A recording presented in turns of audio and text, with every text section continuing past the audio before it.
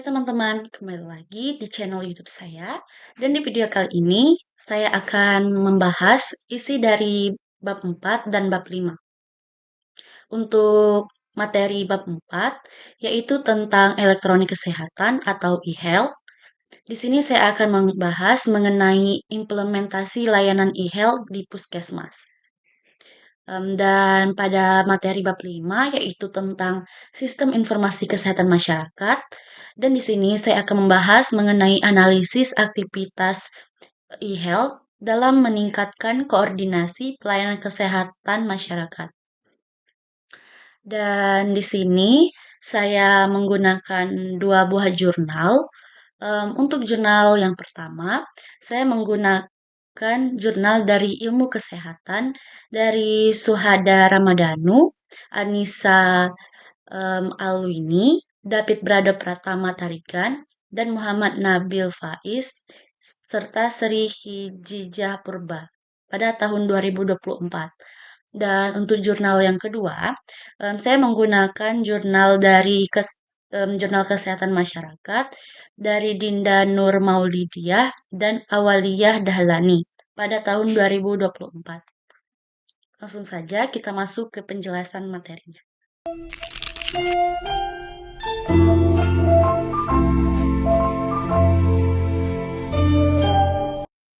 Nah, teman-teman, di sini saya akan menjelaskannya dengan menggunakan sebuah PPT, yaitu tentang implementasi dan tantangan sistem informasi kesehatan elektronik e-health untuk meningkatkan kualitas layanan kesehatan masyarakat di Indonesia. Adapun latar belakangnya, yaitu perkembangan teknologi digital telah membawa perubahan signifikan dalam pelayanan kesehatan masyarakat. Implementasi sistem informasi kesehatan elektronik menjadi solusi untuk meningkatkan efisiensi, efektivitas, dan koordinasi dalam pelayanan kesehatan.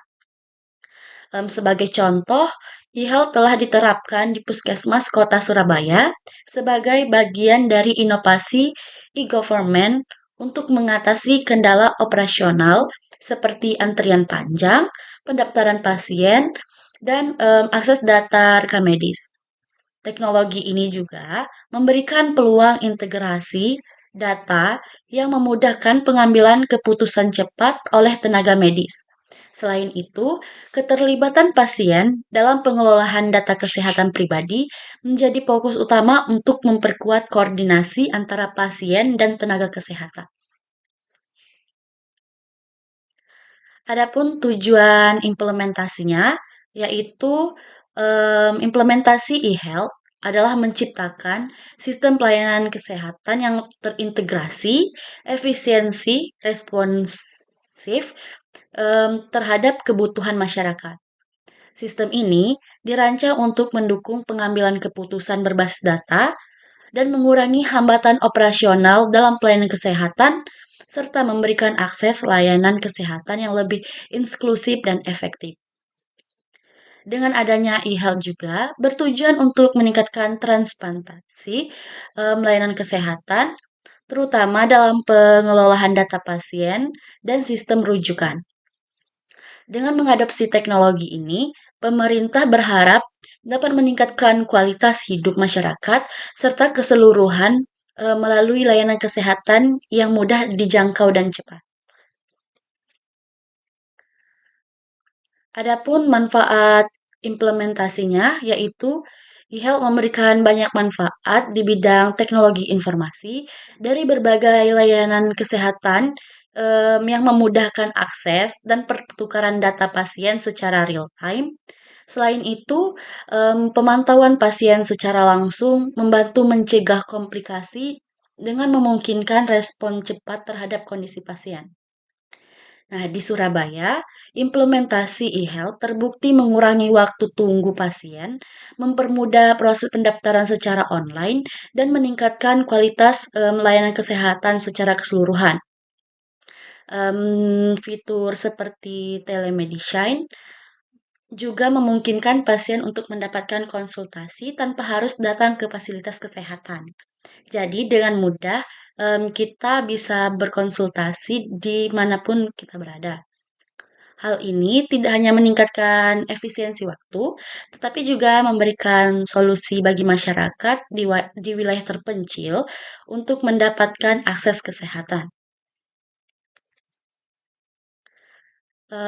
Tentu saja, dalam proses implementasi akan menghadapi beberapa tantangan, yaitu untuk penerapan e-health di Indonesia masih menghadapi sejumlah tantangan termasuk keamanan data pasien yang sangat sensitif, keterbatasan sumber daya manusia yang terampil dalam menggunakan teknologi, maka itu diperlukan untuk pelatihan staf dan tingkat literasi digital masyarakat yang belum merata. Selain itu, untuk infrastruktur yang belum optimal di beberapa daerah juga menjadi kendala yang perlu segera diatasi. Perbedaan tingkat adopsi teknologi antara kota besar dan daerah terpencil juga memperlambat pemerataan manfaat e-health. Oleh karena itu, upaya kolaborasi antara pemerintah, penyedia layanan kesehatan, dan sektor swasta sangat penting untuk mengatasi kendala ini.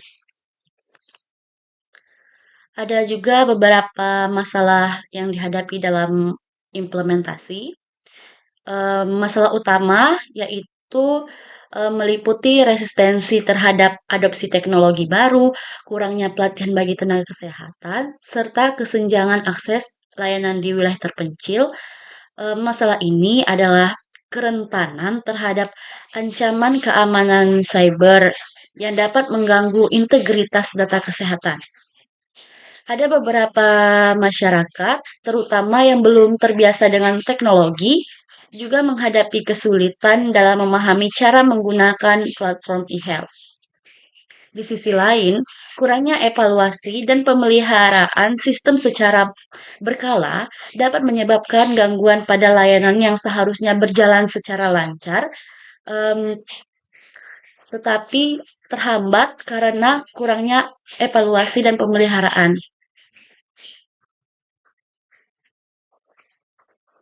Adapun solusi untuk penyelesaian masalah tersebut, yaitu diperlukan pelatihan intensif bagi tenaga kesehatan guna untuk meningkatkan kompetensi teknis mereka dalam mengoperasikan e-health.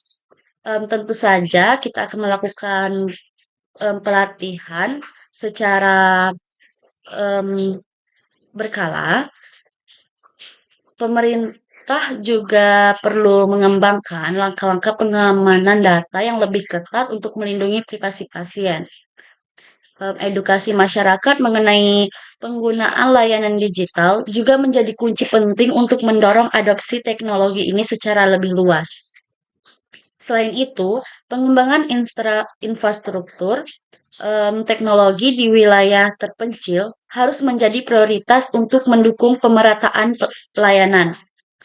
Kolaborasi lintas sektor dengan melibatkan pemerintah, akademis, dan industri teknologi dapat mempercepat adopsi e-health secara optimal.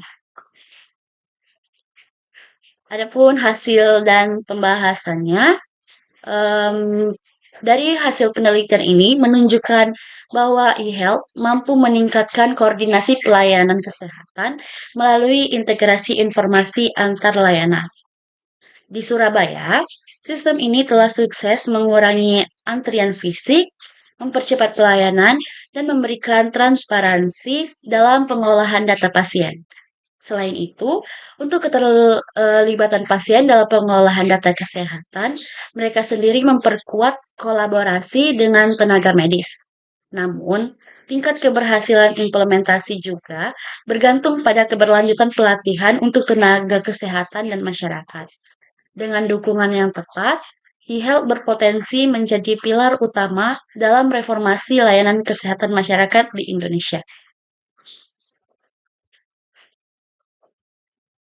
Nah, teman-teman, jadi bisa kita simpulkan dari kedua jurnal tersebut memiliki hubungan yang erat dalam membahas implementasi dan tantangan sistem informasi kesehatan elektronik di Indonesia.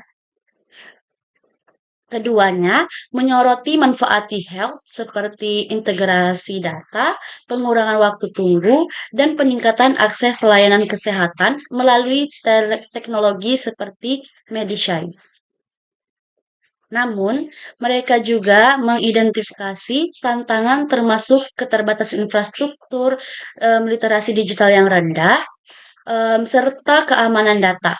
Untuk mengatasi hal ini, kedua jurnal merekomendasikan untuk pelatihan tenaga kesehatan, edukasi masyarakat, dan kolaborasi lintas sektor sebagai solusi untuk mengoptimalkan manfaat e-health dalam meningkatkan kualitas layanan kesehatan masyarakat.